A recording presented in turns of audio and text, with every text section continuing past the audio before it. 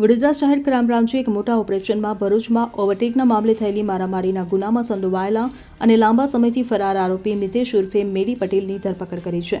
આરોપીનો ગુનાહિત ઇતિહાસ પણ મોટો છે, જેમાં હત્યાનો પ્રયાસ અને ખંડણી જેવા ગંભીર ગુનાઓનો સમાવેશ થાય છે. આ ઘટના ગત 17 જુલાઈ 2025ના રોજ ભરૂચના શ્રાવણ ચોકડી પાસે બની હતી. આરોપી મિતેશ પટેલ તેની કારમાં મિત્રો સાથે જઈ રહ્યો હતો ત્યારે એક મોટરસાયકલ ચાલકને ઓવરટેક કરવા જતાં કાર મોટરસાયકલ સાથે અથડાઈ. આ મામલે મોટરસાયકલ ચાલકે શાંતિથી ગાડી ચલાવવાનું કહેતા મિતેશ અને તેના મિત્રો ઉશ્કેરાઈ ગયા. તેમણે મોટરસાયકલ ચાલકને ગાળો આપી ગળદાપાટુનો માર માર્યો અને માથામાં ઈજા પહોંચાડી. એટલું જ નહીં, આરોપીએ ભોગ બનનારને ફરી મળીશ તો જાનથી મારી નાખીશ તેવી ધમકી પણ આપી હતી.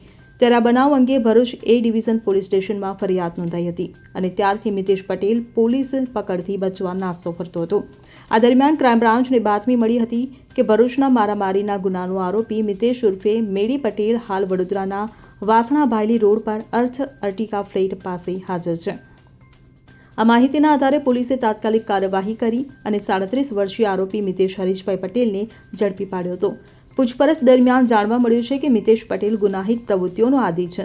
તેના વિરુદ્ધ અગાઉ પણ ગંભીર ગુનાઓ નોંધાઈ ચૂક્યા છે, જેમાં સમા પોલીસ સ્ટેશનમાં લૂંટ, ખંડણી અને આર્મ્સ એક્ટ હેઠળ ગુનો, ગોરવા પોલીસ સ્ટેશનમાં હત્યાનો પ્રયાસ અને ભરૂચમાં પણ મારામારીના ગુનાઓનો સમાવેશ થાય છે. ત્યારે આરોપીને વધુ કાર્યવાહી માટે ભરૂચ એ ડિવિઝન પોલીસ સ્ટેશનને સોંપવામાં આવ્યો છે. મનીષ કંસારા સાથે CN24 ન્યૂઝ, વડોદરા.